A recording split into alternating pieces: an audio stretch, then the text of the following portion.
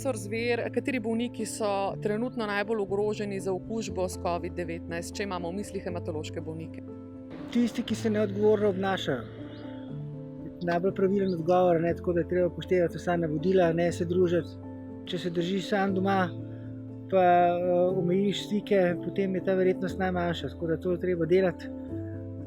Kdor se tako ne obnaša, tvega. Tako da to sigurno, ne tisti, ki so neresni, ki se zafrkavajo, po domač povedano. Čeprav jaz to skušam razumeti, saj je težko, saj tudi meni je težko, jaz tudi težko sina brenzam, pa mu kaj dopovem, pa kar gre, pa tak ne.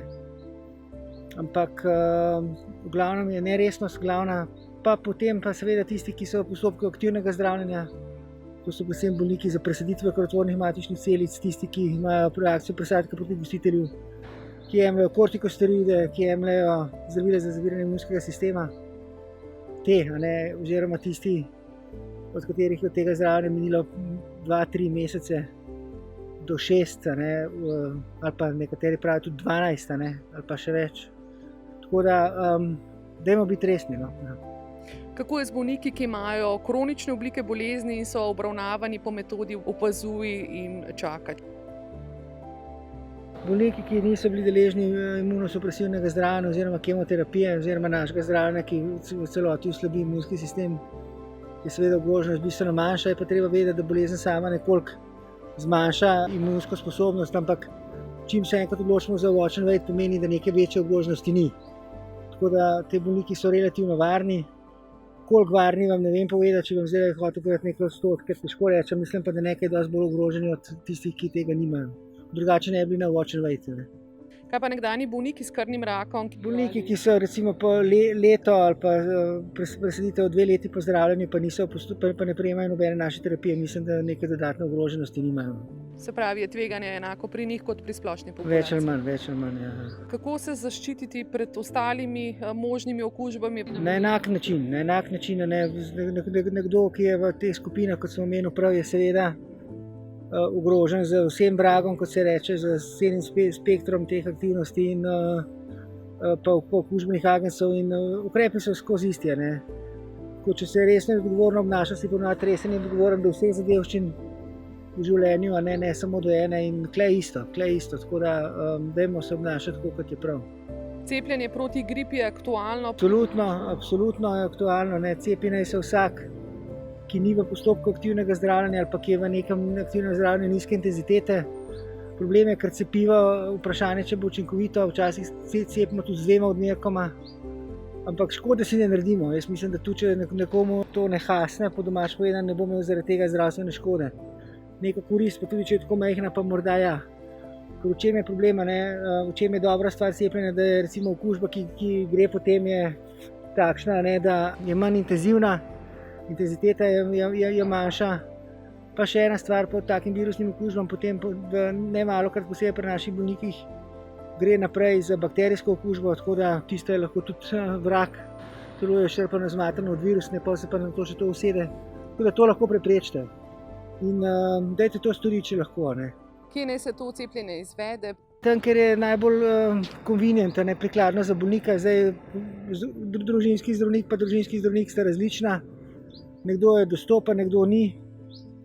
Tam, kjer se da to naročiti na uro, pa da je to najhitreje izvedeno, pa da je najmanj ljudi, tam bi rekel, ali je to Inštitut za varovanje zdravja oziroma NIJZ, ali družinski zdravnik ali pa kdo drug. Tega ne bi vedel, samo dajte narediti to cepljenje čim prej. Pa enako velja za pnevmokoka. Pnevmokok na nekonjugirano 13-valentno cepivo, reče se mu Prevenar, je dokazano iz študij na švedskih, zmanjša smrtnost za vse starostnike.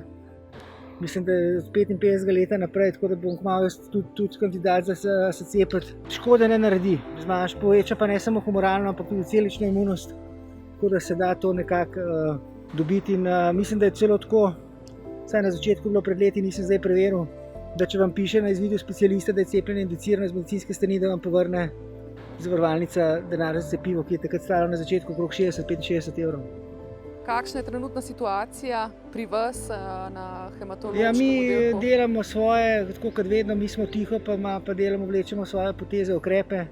Sami brišemo naše osebje, naše kontakte. Mislim, da nam gre za enkrat dobro, čeprav se ne rad kakor hvalimo.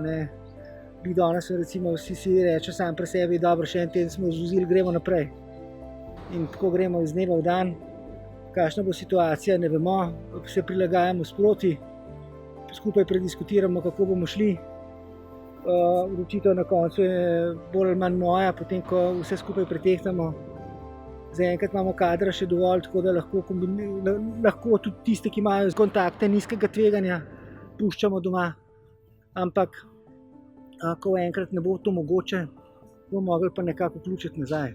Kako pomembno je, da smo iskreni, ko pridemo na zdravniško obravnavo, glede stikov, glede nekih simptomov, ki bi lahko bili povezani s COVID-om? Kdor to ne dela, je totalno neodgovoren in dela škodo vsem, ki so bolnikom, življenjsko jih ogroža.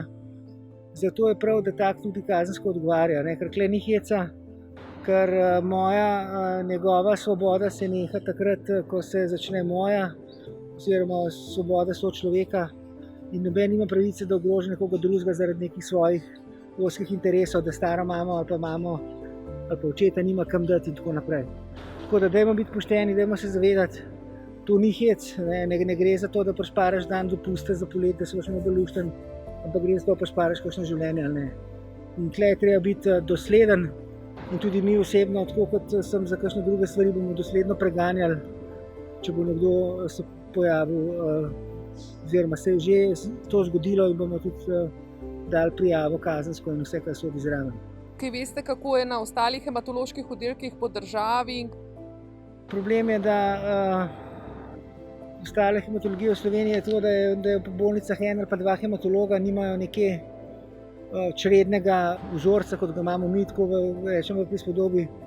Razporejajo jih dela tudi v dežurne mlajše zdravnike na COVID področja, kar jih potem seveda izključi iz dela za hematološke bolnike.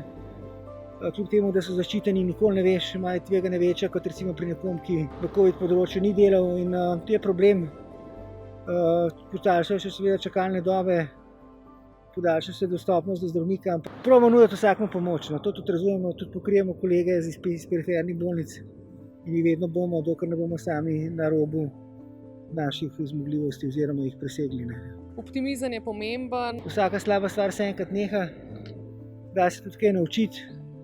In mislim, da nam ta COVID daje dve stvari. Eno je, spoznamo, kdo je kdo, kdo ima resne namene, kdo je odgovoren, kdo ne, kdo se obnaša konstruktivno, kdo ne, kdo je ekipni igralec, kdo ne.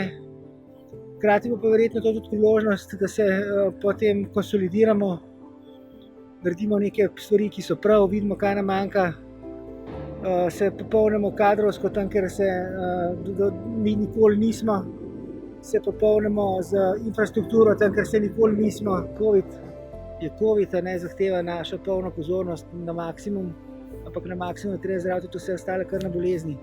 Če bomo mi delali luknje, da bomo pustili vse drugo v nemar, da nam bojo to isto, da imaš samo avtocesto Ljubljana-Koper funkcionalne, vse ostale poti, ki grejo tam čez Rakitno, pa po stari cesti so pa porušene, potem se tudi ta glavna žila enkrat zamaši, pa ko se zamaši za vse. In moramo tudi te odvode, ki delujejo v zdravstvu, ohranjati, imeti funkcionalne, drugače ne bo trda predla in bomo lahko imeli nekajletni zamik vsega. In moramo biti ambiciozni tudi naprej, tako v pedagogiki kot v znanosti, drugače bo težka za slovensko medicino. Stvari niso kritične, če se obnašamo odgovorni, če naredimo vse, kar lahko zase, delamo tudi hkrati za svoje ljube. Tako kot vsaka slabe stvari, se bomo tudi to zadevščino nekoč ognali. Kdaj, kako, ne vemo, ampak vemo, da jo bomo. Tako da gremo naprej.